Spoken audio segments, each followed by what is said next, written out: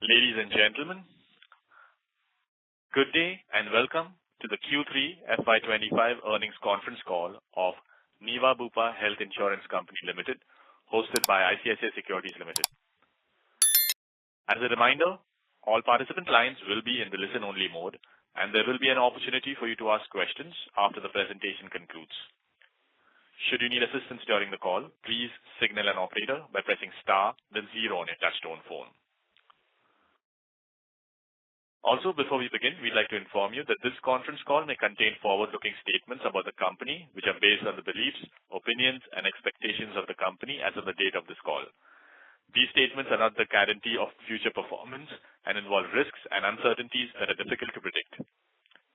I now hand the conference over to Mr. Ansuman Dev from ICICI Securities. Thank you, and over to you, sir.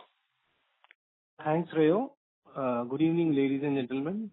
On behalf of ICICI Securities, we welcome you all to the Q3 and 9-month FY25 results conference call of Niva Bupa Health Insurance Limited. We have with us the senior management of the company represented by Mr. Krishnan Ramachandran, MD and CEO, Mr. Vishwanath Mahendra, CFO, Mr. Ankur Kharbanda, Chief Distribution Officer, Mr. Bhavatosh Mishra, Director, Claims Underwriting and Product, Mr. Dhiresh Rastogi, Chief Technology Officer, and Mr. Vikas Jain, Chief Investment Officer. I now hand over the call to Mr. Krishnan for his opening remarks, post which we will open the floor for Q&A. Over to you, sir. Thank you, Anshuman, and a very, very warm welcome to all of you who are participating in this call, and thank you for making time for us this evening. To refresh memories, I thought it would be useful to summarize the 6 pillars of our strategy as Niva Bupa. Pillar 1 is building a granular, growth-oriented and profitable health insurance franchise. Pillar 2, being the health partner of choice for our customers. Pillar 3, building a multi-channel and diversified distribution with emphasis on digital sales. Pillar 4, technology and analytics-driven business model. 5, being disciplined about underwriting and claims management, underpinned by the considerable expertise that Bupa has accumulated over several decades as well as through multiple geographies. And last, but perhaps the most important, given how execution intensive our business is, our focus on talent management and execution. One headline comment I'd like to make about Q3 is that it has been a quarter where there's been a significant regulatory change. While the change is about accounting and therefore does not have a material bearing on economic value, it did mean that it was a transition quarter, especially as far as our distribution partners were concerned, who were used to a certain income stream and had done their own planning and budgeting basis the accounting that was prevalent prior. So in that sense, Q3 for the entire industry and indeed for us was a quarter for transition. And, as we briefly discussed the last time, fundamentally from a business standpoint, I think the more important priority was, for us was to make sure that we navigate what this meant from a business standpoint. And, I would like to confirm that for most part, we do believe the business fundamentals are unchanged as a result of this accounting transition. In terms of the value of the company, we'll get to that, especially as we go through our financial statements. But again, I'd like to reiterate that there's been no fundamental change in terms of what the business means from an underlying value standpoint. So with that, broad brushed view of a significant change in the quarter, I will sort of reflect on the quarter gone by in terms of GWP and profit on both bases so that you all can understand what it has meant for the company. So if I looked at our GWP on a like-to-like basis without making this change for the 9 months gone by, we closed at 5,011 crores, which is a growth rate of 30.2% over last year. The same thing factoring in for the accounting change, for 9 months was 4,683 crores, a growth rate of 21.7%. Our profit after tax on an IGAAP basis for the 9 months that went by was 7.4 crores.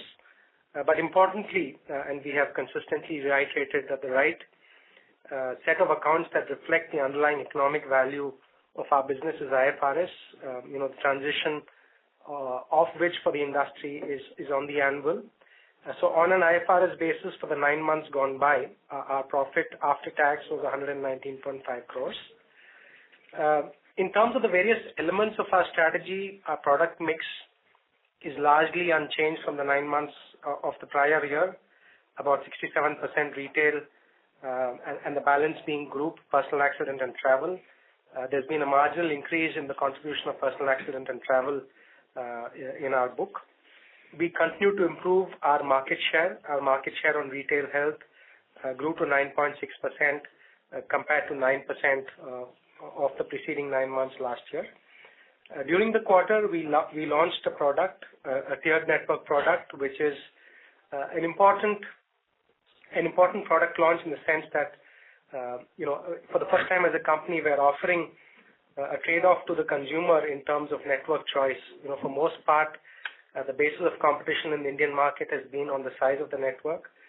With this product, we are giving customers the trade-off of a more affordable premium in return for choosing a more restricted network. Early days yet, but I think an important product, to widen penetration and our own growth, especially as we move down income segment. We continue to drive our 360 health and wellness proposition. We are now up to 7.2 million downloads of our customer app, with a monthly active user base that has increased to 4.4 lakhs.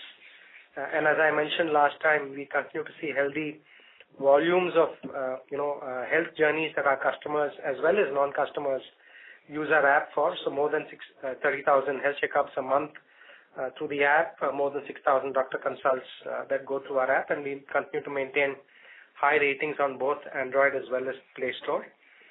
On NPS, again, to refresh memories, we look at NPS across 35 pivotal customer touchpoints.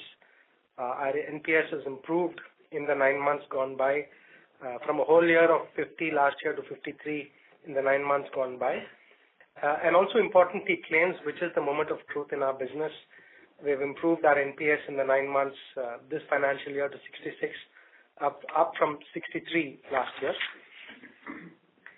We continue to diversify and deepen our distribution.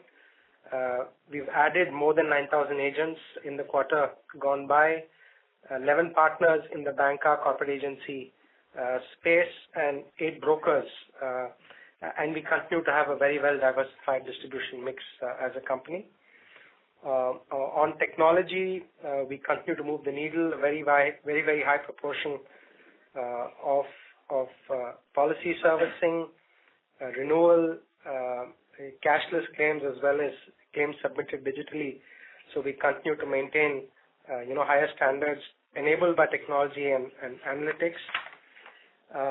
On the entire value chain, one KPI I draw your attention to is we have moved the needle now to 28.6% of our cashless claims being auto-adjudicated without a human being reviewing the claim. This is the most ambitious journey we have been embarked on as a company, which is to solve auto-adjudication of claims in an environment where, to a very large extent, hospitals still deal with paper and digital files, not digitized files. And our strategy of building out a preferred provider network. Now we have the PPN present in 35 cities, covering about 455 hospitals, and about 14% of our claims in these cities go through the PPN network. Lastly, I'll close with a comment on talent, which is that for the 5th time in a row, we've been certified as a great place to work. We await our eventual rankings in the April-May timeframe. But in terms of the Trust Index score and the proportion of people who count Niva Bupa as a great place to work in our employee base, we continue to have a very high standing. So that's a broad brush update on the execution of the company strategy. I'll hand over to Vishwanath, our CFO, for an update on our financial performance. Thank you, sir. Good evening, everyone. Like Mr. Kishan talked about this, without 1/n impact, the GWP registered a growth of 30% YTD on like-to-like basis. Net earned premium also grew by same percentage, 30% to 3,367 crore in first 9 months compared to last financial year. IFRS PAT has more than tripled from 18 crore to rupees 60 crore for the Q3. And the IGAP profit for standalone Q3 has also improved from 4.66 crore last year to 13.2 crore this year. The combined ratio for 9 months FY25 is 100.9% without 1/n impact, with an improvement of 230 basis points from 9 months FY24 on like-to-like basis. CUR for current year on 1/n basis is 105%. Expense of management ratio for 9 months is 39% with an improvement of 50 basis point over same period last year. Annualized yield in current financial year is 7.4% with AUM of rupees 7,311 crore. Solvency ratio is at a healthy level of 3.03 as on 31st December 2024 against regulatory minimum of 1.50. So this was an overview of 9 months for FY25. Happy to take questions.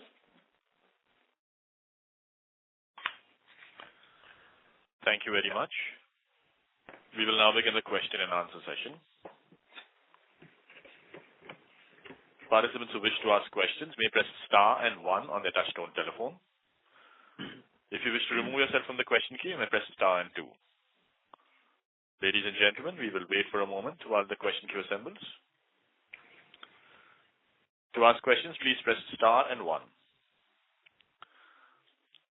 First question is from Supratim Datta from Ambit. Please go ahead. Thanks for the opportunity. On the the combined ratio and the combined ratio increase that we have seen, could you break down that, whether the loss ratio, now, have you moved that also to a 1/365 or does that continue to be on 1/50? And if that continues and only the GWP has moved to a 1/n, could you give us the, what would be the corresponding, claims ratio now if it moves to, 1/365? That's the first question, that I wanted to understand. The second bit to it was now that, your expense ratio has increased, because of this 1/n impact. And, how do you get down to that, regulatory threshold of, 36%? Is there some leeway that, the regulator plans to give or, how are you looking at, reducing it now, to that 36% level? That would be the second question. And thirdly, you mentioned a product about, which has basically a restricted network of hospitals, which seems very similar to, what the kind of, policies that exist in the US or in more developed markets. Just wanted to know that, what is the pricing differential here? How much are the premiums lower and what are additional facilities that you plan to give? And, are these policies restricted only to your PPN network or, is the mechanism something different? So those were my 3 questions. Thank you. Yeah, thanks, Supratim. I'll take first question. So we are still on 50% method of accounting as far as UPI is concerned. So the numbers which are given here is where GWP is proportionally reduced basis 1/n. And whatever GWP is coming, we calculate NWP and 50% of that we provide as UPR. So these numbers are on that basis. And we have given both the loss ratio by both the, methods. So for first 9 months, 61.1% is basis old accounting without 1/n and 63.4% is 6 months old accounting and 3 months new accounting.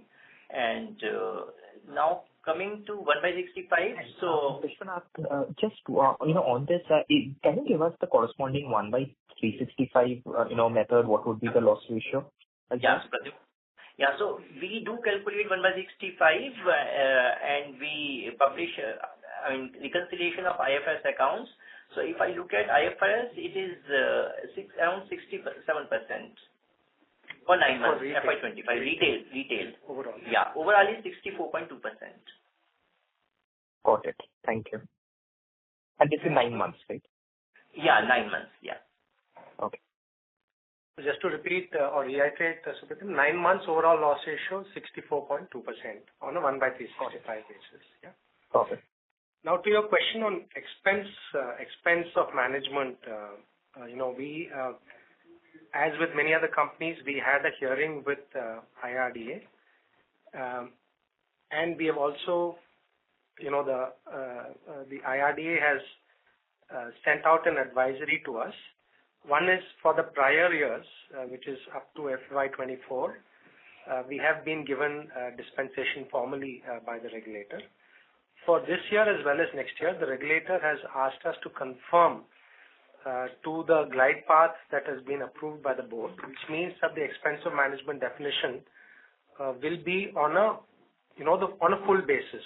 So with that clarification, we feel comfortable that we are well on track to meet the glide path that has been approved by our board and has been sent to the regulator. So that's the update on expense of management. To your question on the network product, I'm going to request Dr. Babatosh to address that.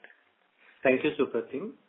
The concerned product that was highlighted of a little limitation in network offers customer 15% of discount on the base premium. And is it limited to the preferred provider network of 455 cities in hospitals in 35 cities? The answer is no. The network is way more larger. It is just a few hospitals, few hundreds hospitals less than the overall network, which is accessible to the customer under this. But to answer your strategy on, strategically, this is a step in the direction that, you're familiar, you mentioned that you're familiar with the US market. The whole idea is to build out several tiers of networks. What we have launched is only the first iteration. And obviously as the tier becomes smaller and customers have to trade off more choice, going all the way up to perhaps a HMO product, there the level of premium discount will become larger and larger. But the whole idea is to be able to improve customer. If it's a smaller network, you have better control of customer experience, you have better control of cost. And this is exactly the strategy that Bupa adopts globally. In many of their markets, while they don't necessarily, have only closed network products, but there's clear advantages to going to, own provision hospitals, which they do in a very advanced way. In Spain, it's what Kaiser Permanente, does in the United States. So something that Bupa is very familiar with and has executed on globally. This is the first step in that strategy, Supratim. Got it. And one last question. So on the commissions, you mentioned that, you have had, discussions on this with your channel partners. Just wanted to understand, have you, have these been deferred in line with, the GWP, or are they still front-loaded? Yeah, so just to answer, I'm Ankur Kharbanda. Just to answer this, we have been in discussions with all our partners. Case-to-case basis, largely a lot of them have moved to the new methodology, but there are some cases whereby we are keeping it basis, the front loading. And we are seeing that on a business case, if it works well for us, we are looking at all of those factors and deciding in terms of what we need to do. Got it. What proportion would have moved to, the deferred? Could you give that or? So we are still working through that, Supratim. Got it. Understood. Yeah. So I'd say, thank you. As I said, it's been a transition quarter. We probably need one more quarter to see where it finally settles. Sure, no problem. Thank you. Thanks a lot. Thank you. The next question is from Prayesh Jain from Motilal Oswal. Please go ahead. Yeah. Hi. Good evening, everyone. Good set of numbers from loss ratio and combined ratio on a YOY basis. That was significant improvement. But could you chart out the path for us in terms of how should we look at the combined ratio from here on a reported basis? on a reported basis, as to how the combined ratio and loss ratio could kind of trend from here on? So, thank you for that question. The thing is, if you were to ask me on a like-to-like basis, our combined ratio trajectory, on a steady state, we would have answered 95, in the ballpark of 95%. But because of this transition, we're still going through the planning process at this point. And I'd say it will probably take us some time. And, as we also discussed, we're still landing the conversations with some of our partners in terms of how commissions will settle. So I think by the end of this quarter, on the reported basis with the current accounting, we will have better clarity. But broadly, as I mentioned, in terms of the fundamental economics of the business, if I looked at IFRS or the old accounting, we would be on track to deliver, to our 5-year plan. Okay. Second question is, if you could give us a loss ratio on 1/n basis, including without 1/n basis for 9 months?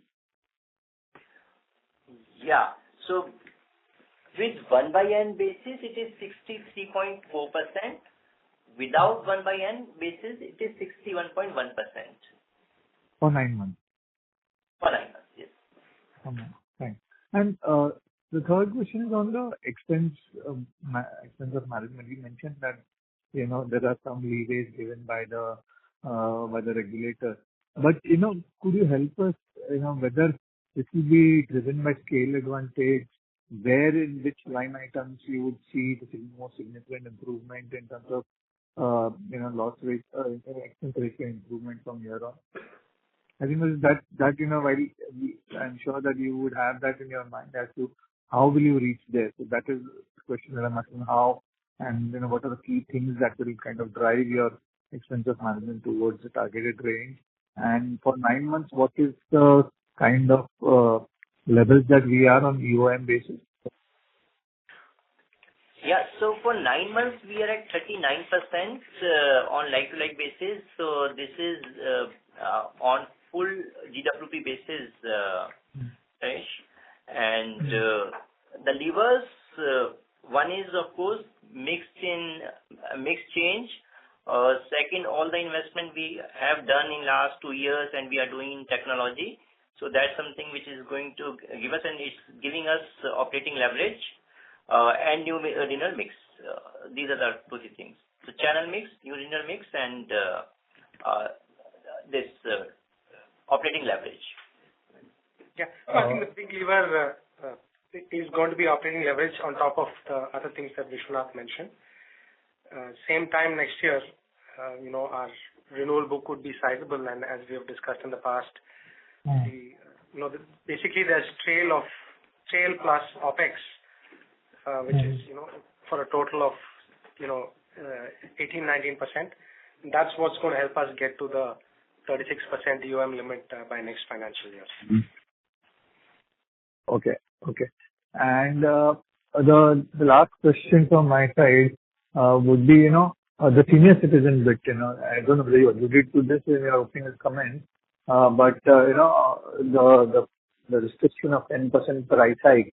How do you think this will be kind of? I understand you have a strategy of increasing the prices on a annual basis either way. Do you think this 10% is a good number, or how do you think about this? Yeah, Prayesh. So currently, like you mentioned also, so we increase premium for all our mature products every year, and it is generally increases in high single digit or let's say in 10% range. And this is more or less uniform across age and sum insured because we don't really cross subsidize. There may be some variation here and there. So in that sense, we don't think it is going to bite us. But is this a precursor to kind of, IRDA wanting to control pricing this? Because, this was never heard of earlier, of, IRDA coming out and giving instruction on capping the price hikes.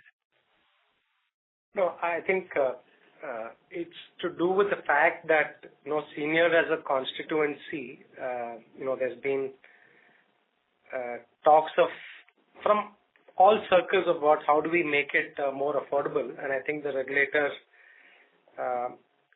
is of the view that, especially at that age when you don't have, or when most people don't have, income streams operating, they felt that, beyond 10% is what is socially, appropriate. So that's where this is coming from. But honestly, as long as the premiums are age rated, which is the case, you've avoided cross subsidy, we believe a 10% annual rate increase is reasonable. And also they have indicated that if you needed more than that, you would need to then technically justify and get the approval from the regulator. So it's not that they have said that it's not permitted beyond that. It's just that you have to get permission and have a technical justification if you want to increase it by more than 10%. That's broadly what it is, Prayesh. Yeah. Got that. Thank you so much.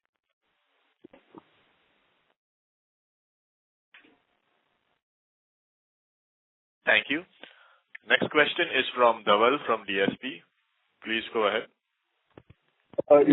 Thanks for the opportunity. Congrats on good performance. I just had a couple of questions.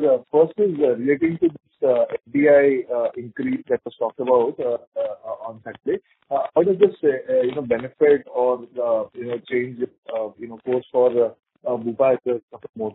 So that's the first question.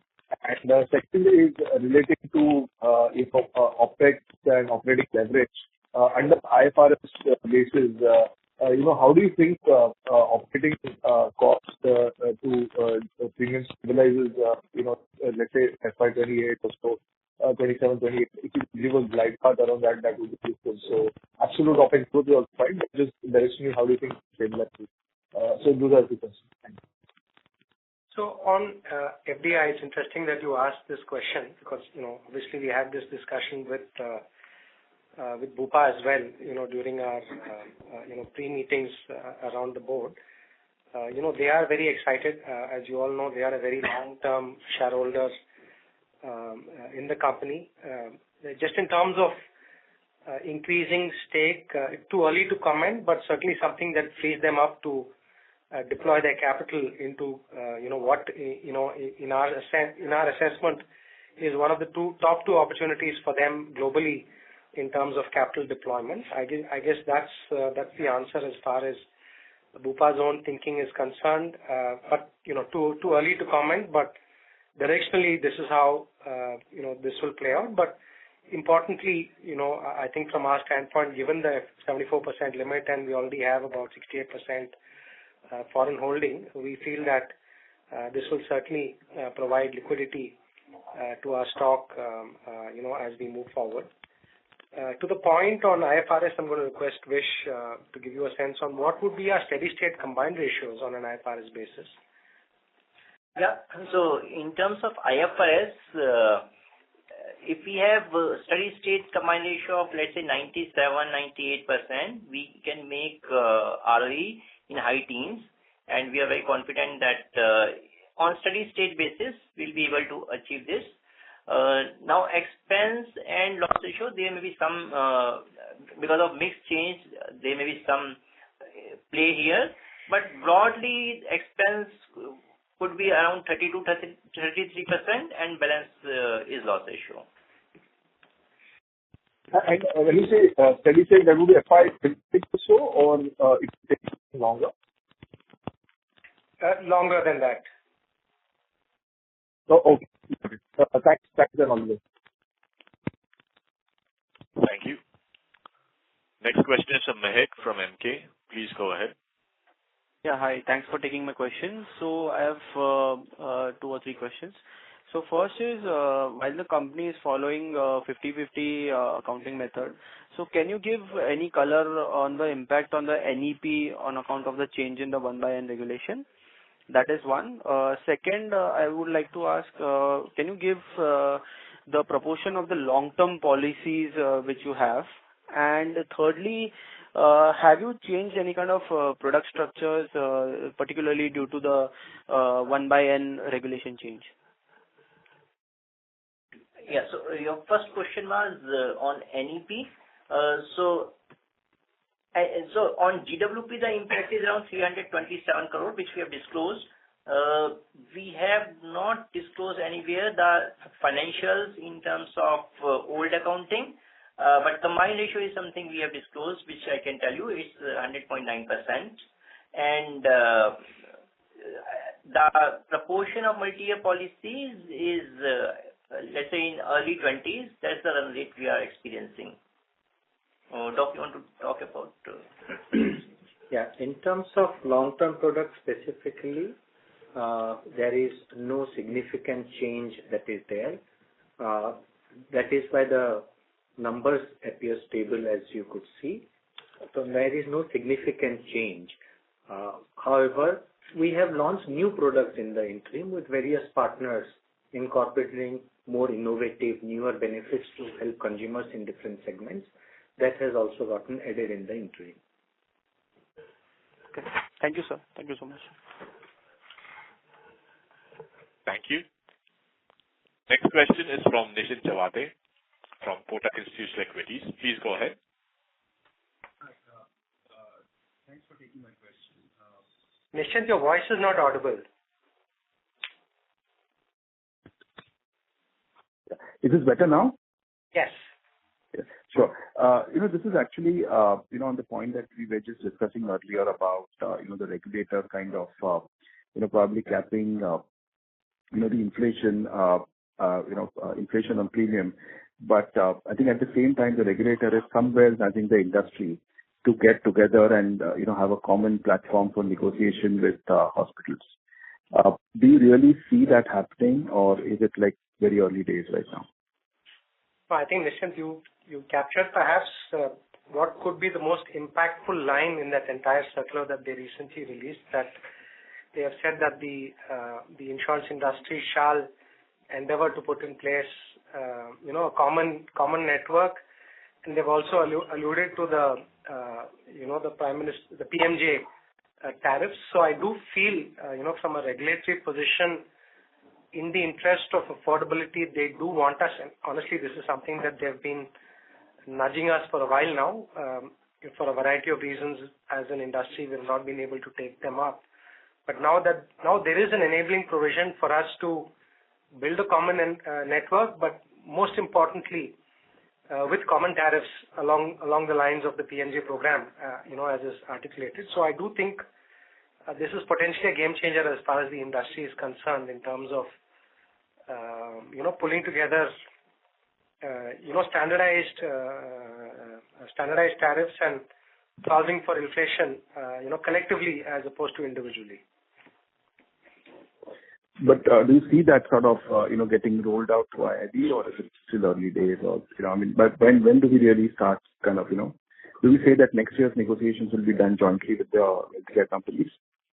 I can't comment on exact timing, Nischint, but what I can say is that there's a lot of impetus and urgency to actioning this. A lot of impetus and urgency. Sure. And just one small one is, if you could just remind us on the reinsurance that you do on long-term policies. To what extent are we sort of ceding these policies, and how are we treating the inward commission? Yeah, Nischint. So we do the same treatment for reinsurance also as we do for our GWP. So in case there is long-term policy, we account for GWP on proportional basis. Similarly, we cede also on proportional basis, and the commission also we account for on that GWP only.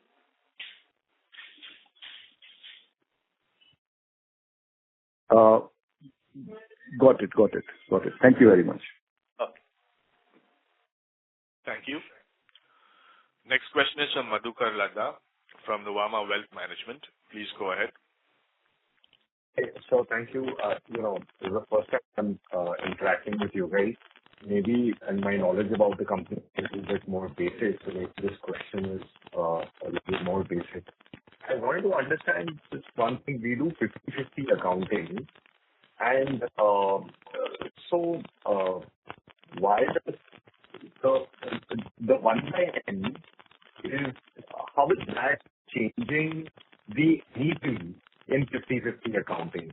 So is it, even the long-term policies, how do we sort of, account that? Because my understanding was at least for 1/65 accounting, NEP does not change irrespective of, the long-term, irrespective of how the 1/n for the long-term policies is taken. So why does NEP change in this accounting? Yeah, sure.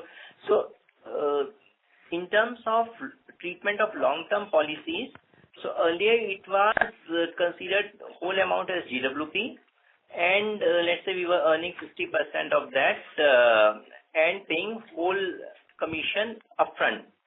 Now what happens, this premium gets spread over the number of years. Let's say if it's 2-year policy, so premium will get spread over 2 years. Now we will only earn 50% of the first year GWP or NWP after the insurance, and the 50% will be earned over next year. And the next year GWP that will flow in from here, that also will earn 50%, and 50% will go to next year. So there's a change. So what's happening is earning is reducing in this financial year, and the same will sit in next financial year. If I got this correctly, yes. I mean, does that mean that if you were writing a 3-year policy, you were including NEP 50% the 3-year right in the first year? Yeah, that's right. And accounting for commission or any, that expense also upfront. So essentially, 1.5 year of the premium would be counted for NEP in the first year itself. If let's say the policy is written after 30th September. So there is some disturbance. We could not get the last line. So effectively, if policy was... Mr. Madhukar, I'm sorry to interrupt, but if you're on a hands-free, request to use the handset. There's a lot of static and disturbance on your line. We can't hear you. I'm not on hands-free. Is this better? No, it's not better.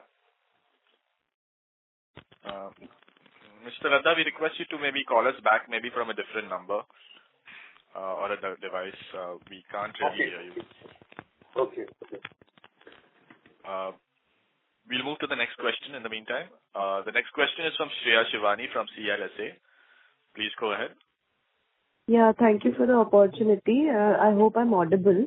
I wanted to understand from your distribution mix, I can see that maybe there has been a slight decline in the banca channel mix, etc. But that's very marginal between 1S and 9 months. But I wanted to understand how has the dynamics in the banca channel been for you.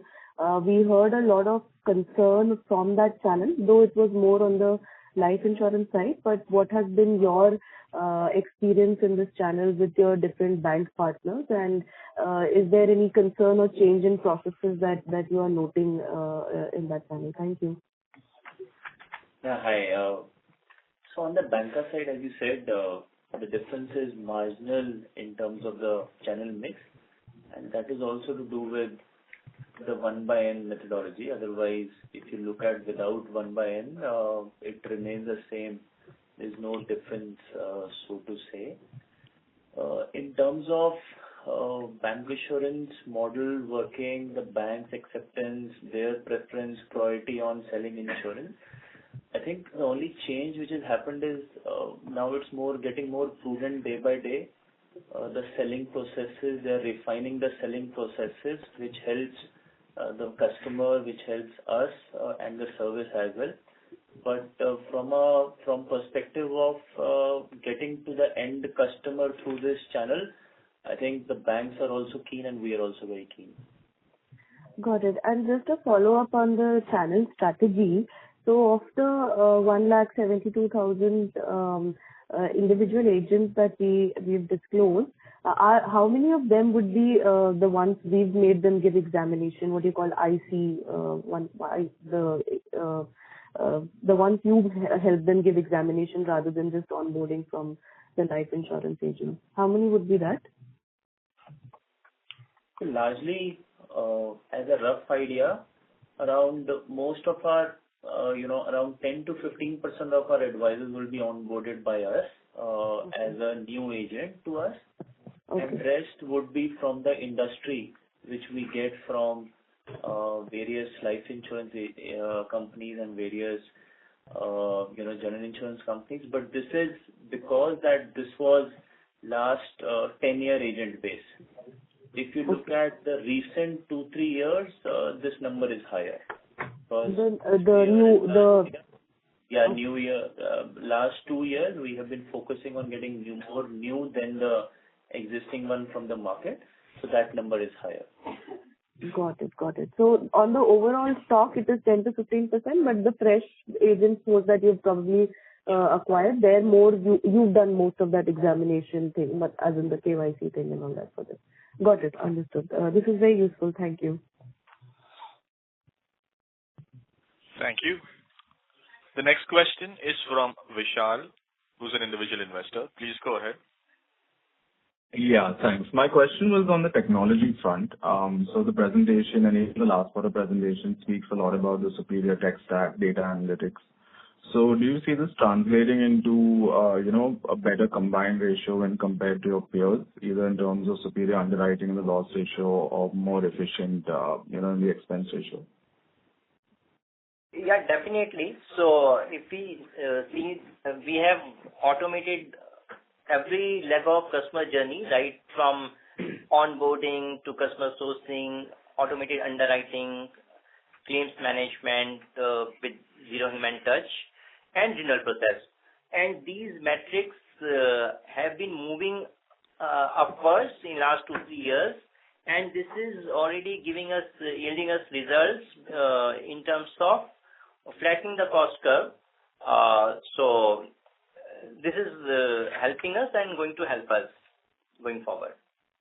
So in the company, we run, enabled through technology and analytics, we run an initiative that we call zero human touch. So whether you look at customer sourcing, underwriting, 51% of our policies are auto decision, which means that, they don't go through the hands of a human being, so to speak.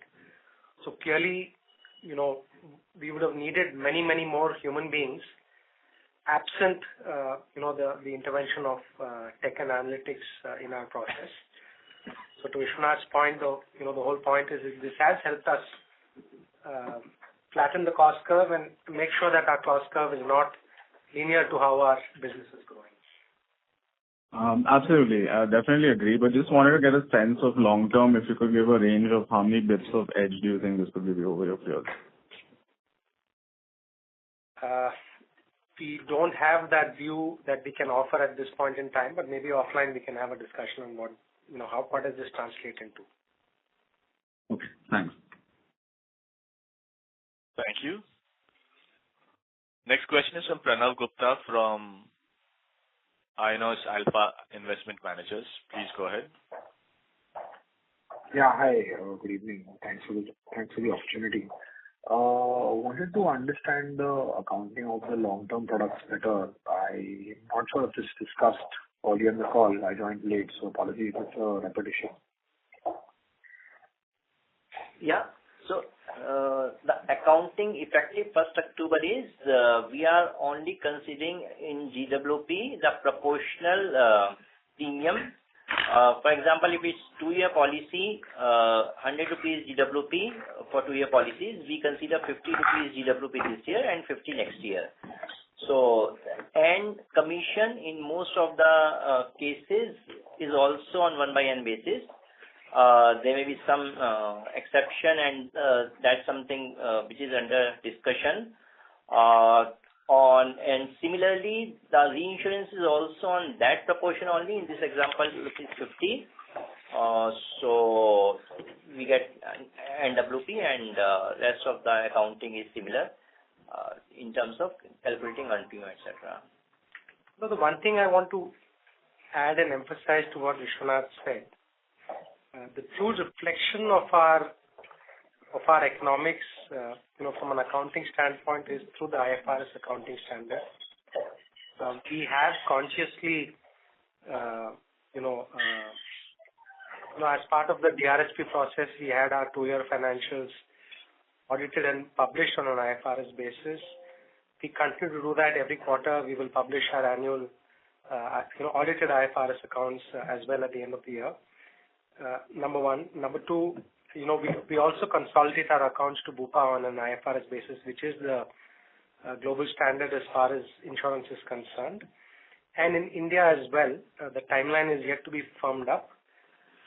But outer limit, April 2027 is what the regulator has indicated, for the adoption of IFRS accounts in India. So just in terms of, the principles around matching, especially given that we are a high growth business and a seasonal business, we do strongly feel that IFRS is the correct reflection, of our underlying economics. So I would urge and draw your attention to our IFRS financials. Of course, the reported financials are available, but IFRS is what, I would draw your attention to. No, absolutely understand and appreciate that, sir. I was just trying to understand, how the accounting of GWP and NEP works. But keeping that aside, given that, you mentioned that almost 20% plus of our policies are longer term policies, and with this change in reporting requirement, is there any thought of, sort of probably bringing that proportion down, or are we comfortable with the kind of changes that we need to do in terms of the way we report? That's the question I was trying to understand. No, I think the fundamental determinant of why we have been driving multi-year is it delivers, economic value, because, the retention is guaranteed. So I think it's more a question of what makes business and economic sense, and the accounting, as I stated, whether it's 1/N or the old accounting, those are both, not necessarily the best reflection of our economics, and IFRS is what we continue to publish for all of you to get a sense of how the economic value of the business is playing out. Right. And just one last question. Assuming that, there's a senior citizen who's probably taken a longer term policy, with this new construct of a 10% cap, how does the repricing on that sort of policy, how would that work incrementally? Would you be allowed to take a hike? Say it's a 3-year policy, would you be allowed to take a multi-year hike in the 4th year once the policy renews, or how will that work? Is there any understanding around that? No, that's a good point. To be honest, we probably need to get that clarified from the regulators as well. I think our operating assumption is that it will have to be on whatever is the last sticker price she or he paid for. But you make a valid point that effectively there'll be more than 1 year of inflation that needs to be caught up. Something that's worthwhile clarifying, to be honest. Sure, sir. Thank you so much. I have more questions, but I'll come back in the queue. Thank you. Next question is from the line of Rachna from Simple. Please go ahead. Am I audible? Hello? Yes. Hello? Yes. So I just wanted to know, where does the large part of our growth come from? Is it from the renewal premiums or new business? And if it is from the new business, what proportion of new business growth is expected to come from quoting inwards? So that's my first question. Second question is, how do the ticket sizes for retail health policies in newer channels like digital or bank insurance compare to the agency-driven products previously? Is there a decline in ticket size in these new channels? And third question would be, what proportion of your retail portfolio is expected to be repriced in the next year? And do you think price hikes can be a major driver for improvement? Yeah, that's it. Sorry, I have not understood your first question fully. But on your second question, On channel by channel ticket size, digital and agency are largely similar. It's not very different. Bank assurance is a little lower, 10 to 15% lower, but digital and agency are in the same range of ticket size. Can you repeat your first question so that I can answer this Yes. one? So where does the large part of your growth come from? Is it from the renewal or is it from the new business? And what proportion of new business growth is expected to come from porting? So if you look at our growth rates, largely you would see that both renewals and fresh business is growing. And you would get the details. We are growing at for the first 9 months, we are growing at a 30% number, which is a mix of both renewal and fresh. So there is no big difference between that, but largely our growth comes from fresh business, but renewal definitely is there as well. Okay. And sir, what would be your retail portfolio repriced in the next year? And do you think price hikes can be a major driver for improvement? We are in that process of annual operating plan preparation, and the repricing is outcome of this, but generally we reprice all the products like we mentioned for inflation and some mix change. So that's usual. Don't think that's the major driver of growth. So this is basically to take care of medical inflation, loss ratio, and loss of. Okay. Thank you.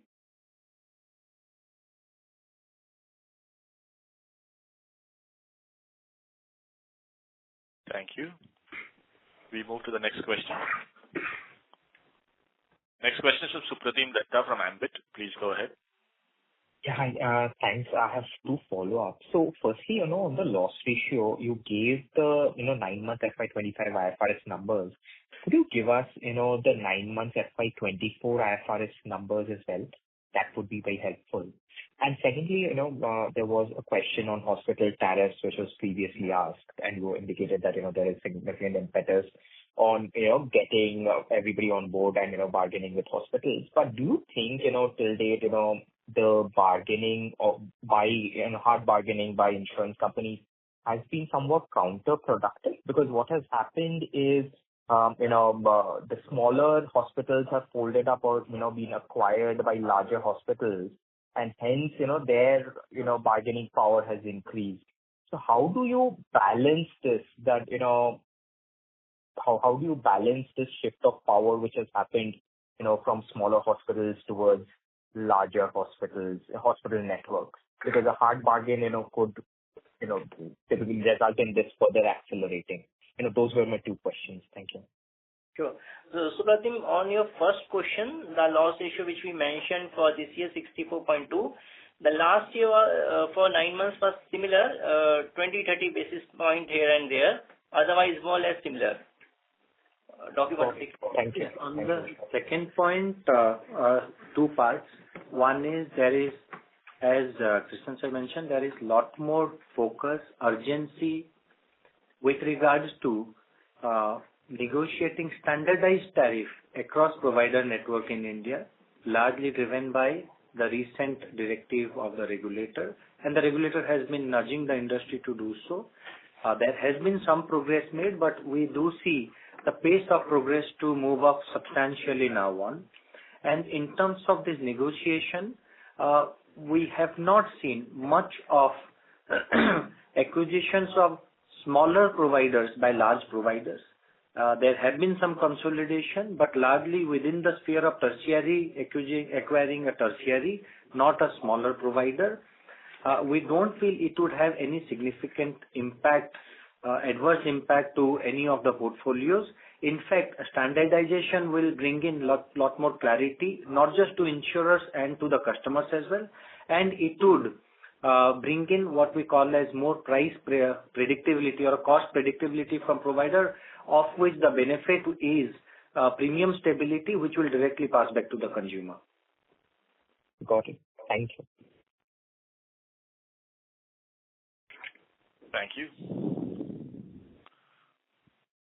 Next question is from Madhukar Ladha from Nuvama Wealth Management. Please go ahead. Sorry, sir, I've been facing some, disturbance in my line. Am I audible and clear now? Yes. So just, I don't know if, I missed a little bit of the call. So just on, yours, I wanted to get a sense of the split, your GW split. So of this, 30.8%, which is group, how much of it is, the employer-employee, and how much is credit linked? And could you also, help me understand where is the credit link coming from? And we have a direct business of brokers of about 29%. So which type of business do we get mainly from brokers? And what is this other channel, which is also quite big at 20%? Or sorry, that's a small part. Others is small, less than 1%. But yeah, the brokers get about 29%. So what business do we get from there? So the broker, is a combination of, brokers like Marsh, Aon, Towers Watson Willis, as well as digital brokers like RenewBuy, PolicyBazaar, Turtlemint. So it's a combination of, both retail broking as well as corporate broking. In terms of the split of the 30%, I would say roughly 1/3, 2/3, is what it is. 1/3 towards corporate and 2/3 towards, the asset-linked products. 2/3 is asset-linked, okay. And where do you get most of this 20% from? It's across banks, non-banks, so it's a fairly diversified mix of partners that we get this. But mainly would be banks and corporate agents? Banks as well as non-banks, both. Non-banks would be corporate agents, right? So they could be that brokers. would be NBFC? NBFCs, yeah. They could be brokers or corporate agents, depends. Okay. And then of that 29%, which is brokers, a large part of it would be, what part of that would be like corporate, and what part of that would be retail? Because I'm guessing retail would be, biggest share would be PolicyBazaar. Yeah, retail would be the larger share in that 29%, but we do have a fast-growing corporate book as well. Right, and how much would be the retail? We'll have to get back to you on that. Understood. Okay, thanks. Thank you very much. That was the last question in queue. I would now like to hand the conference back to the management team for closing comments. So thank you very much to all of you for your patient hearing as well as your very thoughtful questions. Deeply appreciated. Just to summarize, we've had the last quarter has been a quarter of transition for the industry and us, and I do believe we have to a very large extent been successful in navigating the transition, but still work to do. But thank you once more. Thank you very much. On behalf of ICICI Securities, that concludes the conference. Thank you for joining us, ladies and gentlemen. You may now disconnect your lines.